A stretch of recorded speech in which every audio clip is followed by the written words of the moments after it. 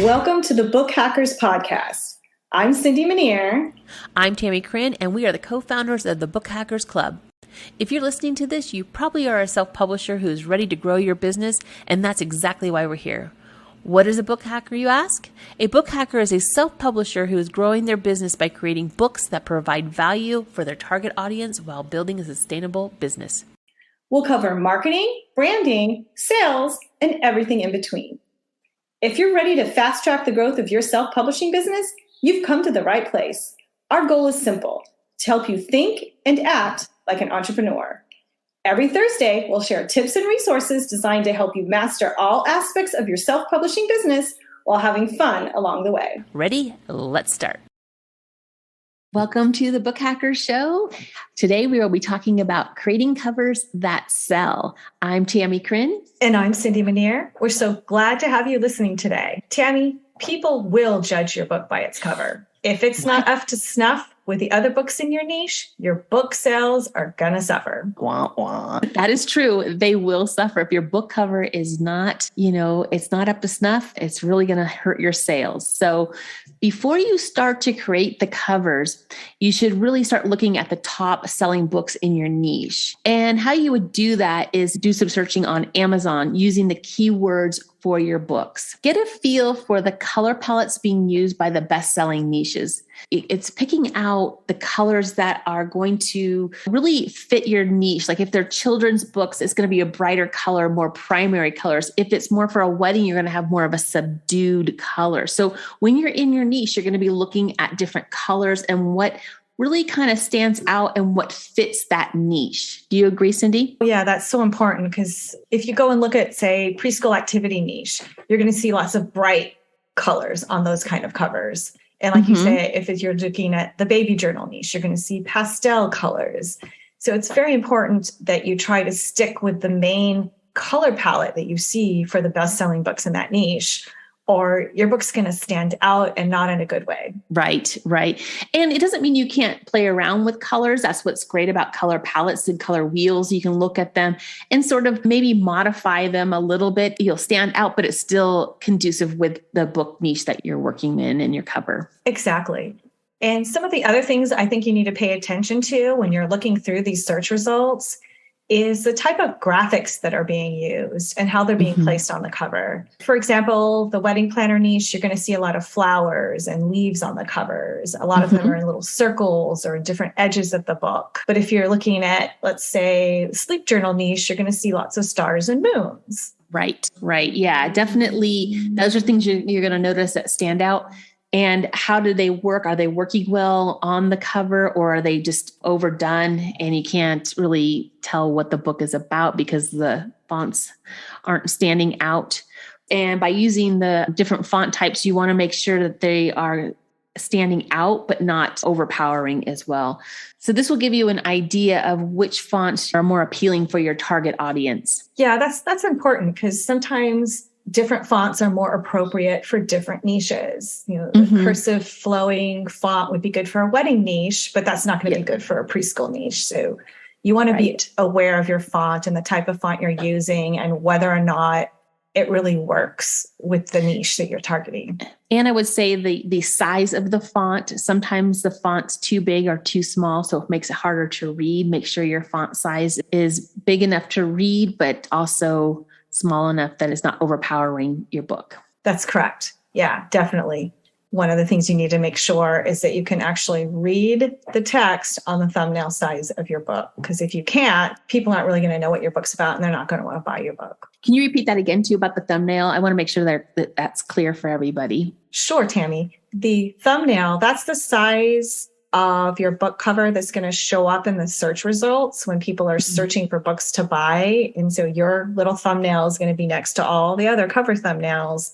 Right. And if the people can't immediately discern what your book is about, read your text, figure out your graphics, they're not going to buy your book. They're going to be looking at all the other ones on there that are better. Yeah, I agree. And that thumbnail is a really good indicator. If you can make anything out on a thumbnail, it's pretty good. Take a look at the thumbnails, get some inspiration from that, as well as what colors are standing out to you. Are they blending in? Are they standing out? Is it just overwhelming and you can't see anything? One of the first things I like to do when I'm designing my covers is to pick out a color palette.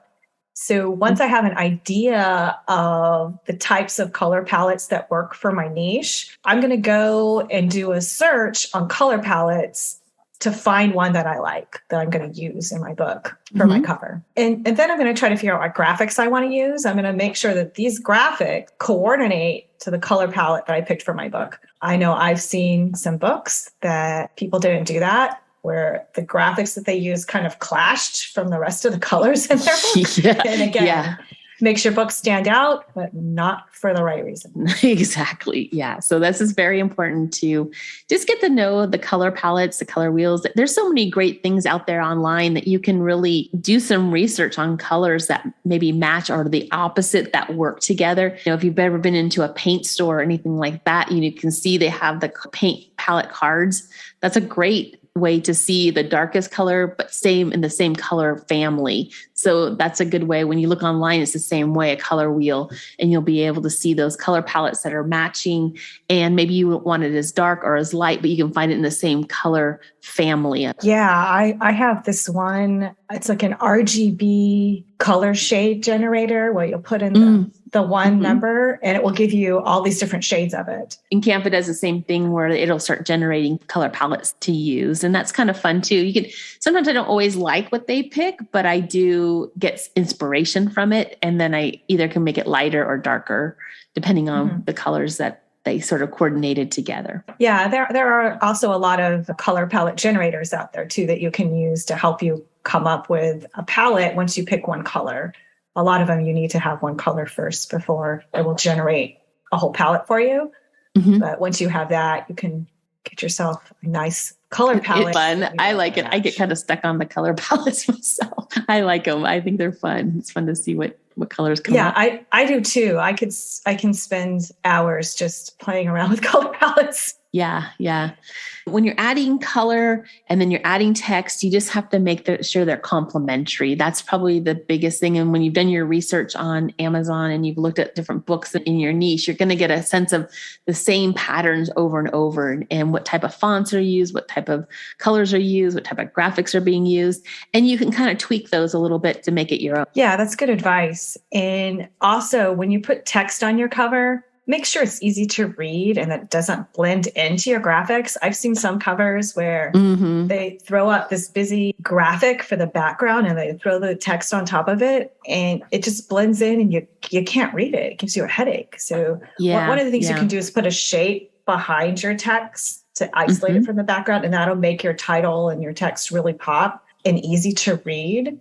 Yeah, I use that a lot, where I'll use a block or a circle behind on the graphic and then put text on the circle or the box, whatever you've used. And it makes it stand out so much better, because it's, especially if it's a flower, circle of flowers for a wedding book, you're going to see a very complicated graphic. But if you put some type of shape on there and then like a circle or a square or a rectangle and then put your text on that, it'll just kind of isolates that text and it pops it out from the image you have there. Yeah, I like to do that a lot too. And sometimes I'll make the shape partially transparent. So the background does show through. Shades through. Yeah. But it's just enough to pop the text instead of it being all confused with the background, which I think very looks important. Pretty. Yeah. And it looks really pretty, but it makes that text pop out and not be overwhelmed by the image. So yeah, I like it too. Yeah. Make sure that the font you pick is really easy to read. I was recently looking at some different covers to use for an example for some other video, and it was supposed to be maid of honor planners. And the script that they had used made it look like made of horrors. So make sure your text can't be misread like that. I guess it depends what wedding you're in. It could be depending who's in the wedding party, right? It could be. But yeah, you're right. I did see that. We did show me that one, and that was quite different, I have to say. You're right about the text. The fonts are kind of a funny thing when you start playing around with them. If it's too small, sometimes, especially with a cursive handwriting one or calligraphy, it really if it's too small, it gets smashed together and you can't really read it.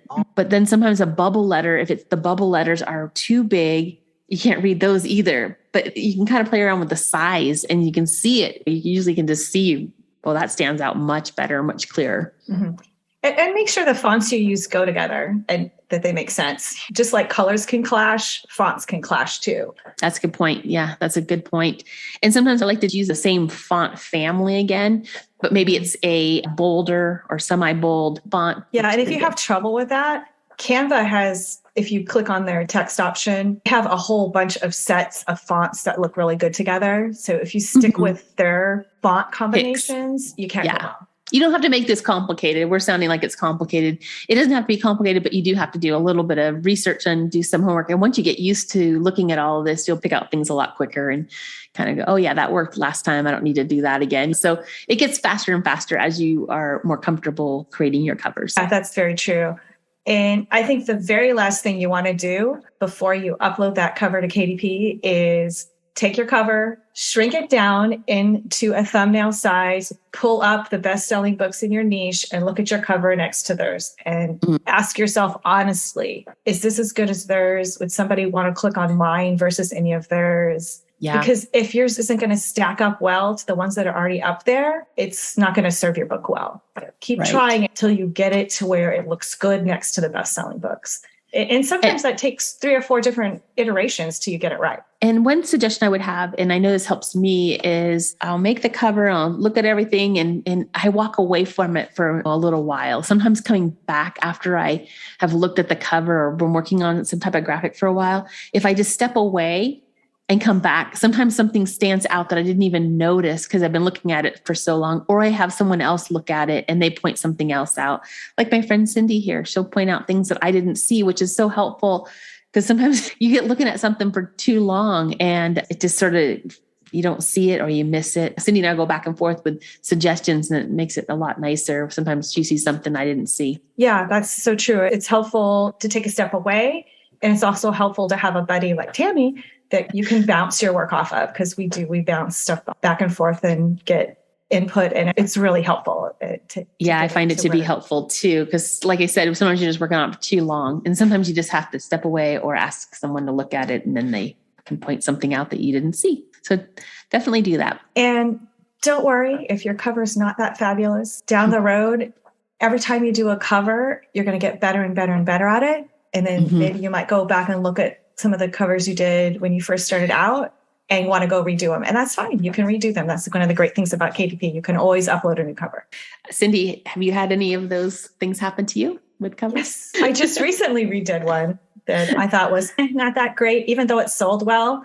And I think what Tammie's referring to is there was actually a spelling error in the title of the book on the book cover. That it was spelled correctly in the metadata on KDP. I don't know why the people who approved my cover originally did not catch the error, but they didn't catch the error. It happens to the best of us. I'm telling you, I have done things like that, or I look back at books that I've created, and I'm not a graphic designer. I don't really claim to be one. I have a lot of experience now, but in the beginning, I didn't have classes like this, weren't available. And I just did what I thought. And I have one book that the font is so large, it just doesn't fit the book. It's so big. And then the book is at 8x5. So I think my name is at least an inch high on the spine. It looks horrible, but it's what I knew how to do at the time. It's just about improving. So don't get hard on yourself. We all do it. I just laugh when I see the book. I have a copy, but I'm also grateful that I've improved as well. So that's what we're here for. Cindy and I are both here to tell you what our mistakes are to help you improve so you can not make mistakes we've made. That's correct. Just know that it's going to get easier. You're going to get better, and you're going to take it from there. That's right. Yep. So thank you for joining us. And did you have anything else you'd like to share with Cindy? I think we pretty much covered everything, but Yeah, I think we covered it all. Next week, we're going to be talking about how to corner your market. Ooh, this is good going one. to be the way you turn your business into a thriving, successful business. Yes, we have all kinds of information to share with you. We're trying to put in small little chunks for you. So if you like this, give us the thumbs up, subscribe. We are happy to keep sharing with you. Let us know what you'd like to hear more about, if there's something you're stuck on, and we're happy to help. Thanks for listening today, and bye for now. Bye for now. Thanks for listening. Join Cindy and Tammie each week for tips to help grow your self-publishing business. Don't forget to like and follow us on social media, as well as share with others who could benefit from our advice. Our website is bookhackers.us.